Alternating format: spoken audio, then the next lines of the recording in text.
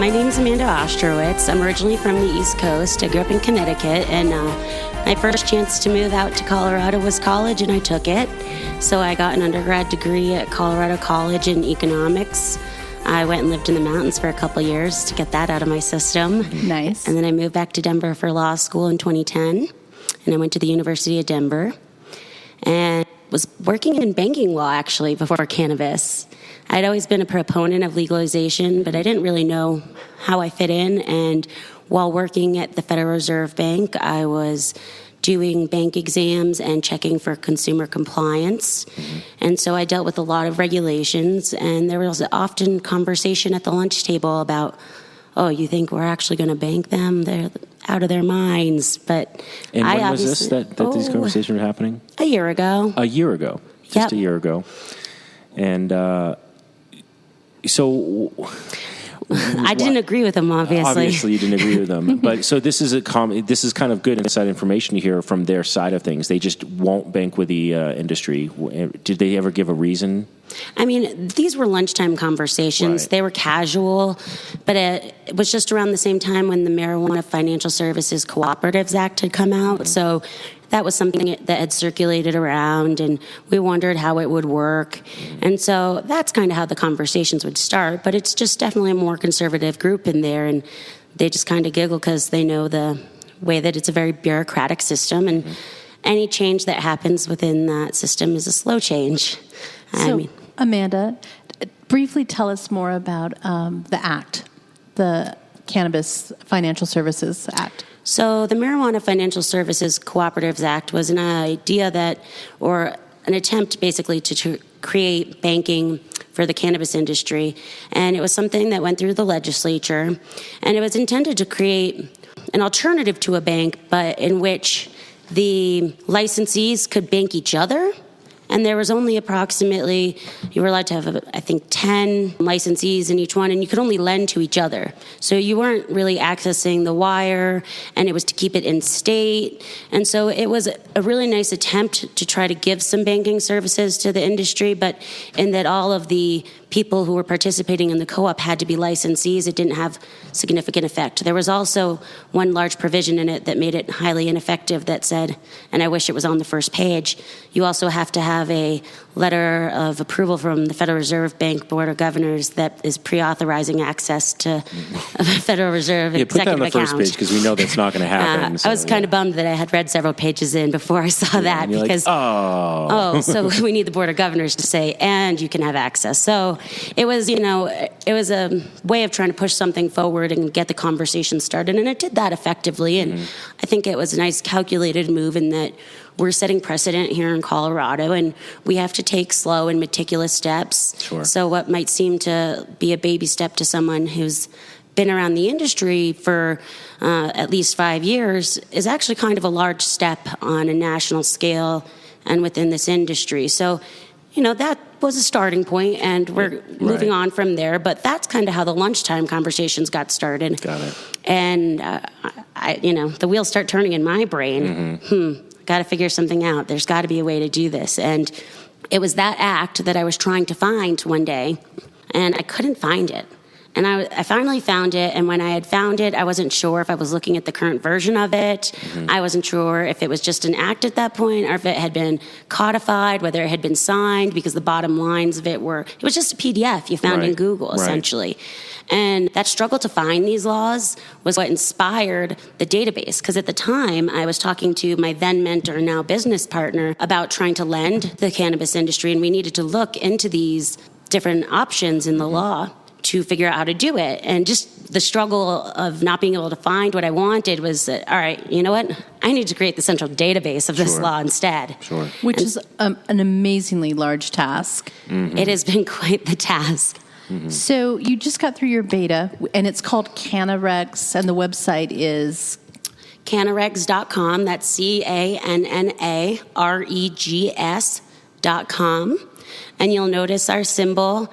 It's a funny looking S, and what that is, it's a statutory section. So it's got a little legal connotation to it. Got it. You're a geek. Yeah, a little bit. I'm a regulatory dork. I'm okay with it, though.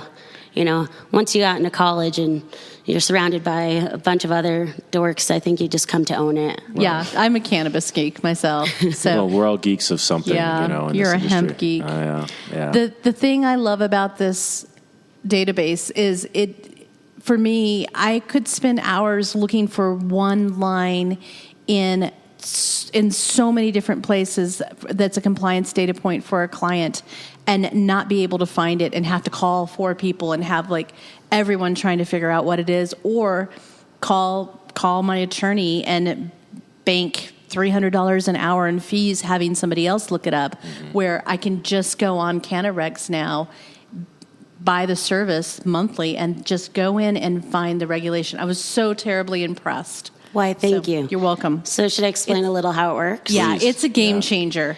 So we've had databases in banking before that did the same idea of aggregating everything. So we brought together everything, although they didn't do it on a municipal level, which is extremely difficult because in Denver we have to go into fire and safety, we go into land use and development, we even have to look at the mayor's office, excise and licensing, and we have to look in revenue for any tax rules specific to cannabis.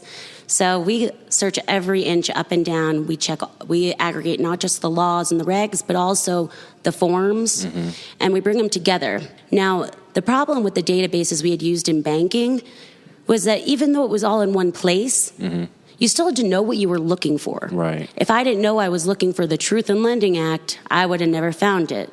Likewise, in our database, it might be really difficult to find the Marijuana Financial Services Cooperatives Act if you don't know that that's what you're looking for. Right. However, what we've done is we've created a bunch of filters that make it really easy to narrow down to what you're looking for. Got it. So we have a browse feature for those people who know they're looking for the Marijuana Financial Services Cooperatives Act. But then we also have a feature called Smart Search. And what you do in there is you go in and you pick your state, and then you pick your town or state law, or municipality or county. Then you pick whether you're retail or medical. You pick your license type, a cultivation, dispensary, testing, or manufacturing. You can pick a document type if you want. So you could pick, I just want to see industry bulletins, I want to see just the regulations, or I want to see everything. And then we have 10 main areas of interest. And that's where we really make it accessible, because those first few filters are, okay, who am I? And then this last one is, what do I want to know about? Okay. And so we have filters like health and safety, application licensing and ownership, How about packaging and labeling. marketing?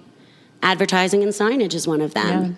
And once you've clicked through all these drop downs and picked one of the main 10 areas, you'll have gone from something like 4,000 or 5,000 records to usually somewhere between 20 and 30 rules. However, drops down from that is a bunch of discrete filters. So say you'd gone through and said you were a marijuana store doing retail in Colorado and you wanted to look at the regulations and you wanted to know about packaging and labeling. You'll get about 20 filters below that. And I click on contaminant testing. Now I'm down to 3 rules. I'll have R1002, R1005, and R1007 with just the subsections you need to know about. Wow. But we also give you access to the whole rule. This is such an involved process to put something like this together. Do you have a team working with you on We're this? 4 attorneys doing it, and nothing gets into the database without at least 2 attorneys Looking reviewing it. Yeah, and I have a pretty deep background in regulations. My claim to fame at the Federal Reserve, which I don't know if I should announce it with too much pride, but was that I got to create this checklist that examiners used to go into banks and check for compliance with the loan originator compensation rule. And this was something to do with the whole financial crisis, but it was a 277-page rule, one rule. And I got 2 weeks to make this form. Wow. So I have a little experience breaking down complex regulations, and Sure. I really enjoy making them accessible and explaining them to people and making them manageable. So it's been it gets tedious at times, but it comes to me. And it's one of those that's like, it's probably one of those like, thankless jobs where somebody will use your service and be like, well, okay, this is a really good service, but a lot of times they don't think about the work that's entailed in compiling all that information, keeping up with the regulations, every new regulation that comes in. And I know that's enough of a full-time job right there. Do you focus on hemp regulations as well? So is that an avenue that, people in the hemp sector get to look at to utilize? We are planning to add in the hemp. It's not on the top of the list, but it is definitely part of the list because we are CannaRegs. We are not marijuana regs. Right. So it is absolutely going to get in there. But as you said, the time it takes to go as discreet as we do with the law by subsection is something that definitely is time consuming. And as we grow and grow our team, we'll definitely get more online.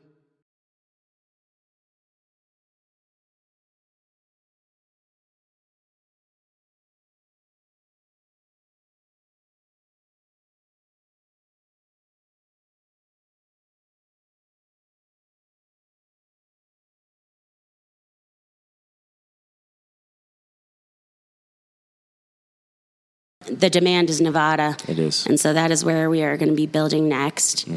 And it's going to be exciting to see a new set of law. I know, a whole new set of law, and probably a lot friendlier law, less regulations, I would think, than we have here in Colorado. Yeah, and hopefully they'll follow suit with their medical code since it's so new and they create their recreational code if they pass in 2016. So that would make our lives easier too. Sure. But a lot of what we're doing is, maybe they might be easier on our end, but we're really trying to make the law easier for everyone else. So it's not just about finding it, but, okay, so now you found yourself on Rule R1111. We've also taken documents that pertain to that rule and placed them right on them. So, for example, Rachel Gillette wrote a position statement to the MED about LED signage with regard to Rule R1111, and that sits as a link on Rule R1111 in the system. Can you talk a little bit about signage? Since you brought it up, I think it's an interesting point. Like, what are some of the regulations that they have to deal with here in Colorado? If you're a licensed company when it comes to advertising, there's some ridiculous regulations out there, as I'm aware of too. Yeah. But I think it's something that I think our listeners would be interested in hearing about. Well, there's definitely a lot of interesting stuff. And one part of it is that it's not all even marijuana specific. Every municipality and county has their own sign rules. So you have to get your sign permits. And just by each zone and the rules about it, you'd be amazed how much is just not even marijuana specific. But then town to town, it changes. And the advertising rules are quite interesting. You can't advertise unless you think you have some sort of way of saying that 70% of your audience is going to be over 21%. And I'm not sure if it's been enforced yet, and I'm not sure how they'd plan to. It hasn't been enforced. We get requests from our clients or advertisers to provide our distribution lists or distribution numbers as to, how we can justify that no more than 30% of the people that pick up our magazine are under 21. And so we can actually provide that because we know where we're distributed, and of course we're in medical dispensaries. So medical dispensaries, that's a different bag, Yeah. But when it comes to people under 21 who do not have a red or now purple card, we can actually justify that in our distribution. Now, have they done anything to enforce it? No. They have not. Nothing to my knowledge. There's a lawsuit going on, you may be aware of, between the Westward, High Times and the Westward and for those of you who are not in Colorado, the Westward is kind of like the Village Voice of Denver. It has all the events and everything, and they have a lot of cannabis advertising in there. And they're distributed pretty much everywhere, so anybody can pick it up. And so they're suing the state for that regulation right now because they cannot prove. It's very hard to quantify. It's very hard to quantify. Unless you're inside of it being distributed in a 21-plus establishment. I was asked the other day by someone, what if I put it in the Sky Mall magazine that we're the closest to the airport? And this was just a hypothetical. They didn't even have a dispensary. They're like, but you could crush it. And I said, how are you going to guarantee that 70% of the people that pull that out of their back pocket of their chair on the airplane are over 21? I said, maybe it hasn't been enforced. Maybe it won't. I tend to err on the side of caution. I like to prevent fires rather than fight them. And I'm one of those people. There's a lot of cannabis people are, it's like I'd rather ask for forgiveness than permission. I think by the way, you could prove it. If you can get the numbers for the average age of the ticket purchasers of an airplane, then you could break down this is the average. The average ticket purchaser of an airplane ticket is most likely, more than 70% is over 21.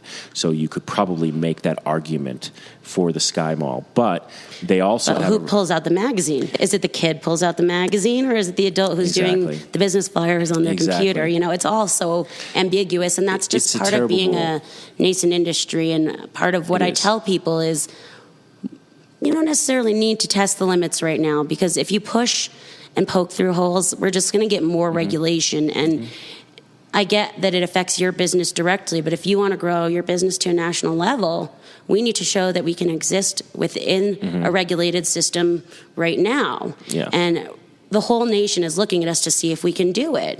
Well, they couldn't advertise in Sky Mall, though, not because of that regulation. They can't advertise in Sky Mall because they're not allowed to advertise to out-of-state consumers. Precisely that as well. Yeah, that's the line that screws it up for people. Yeah. However, one thing I did see, another interesting thing people have done, and I thought, speaking of cannabis dispensaries close to the airport, was you are allowed to sponsor.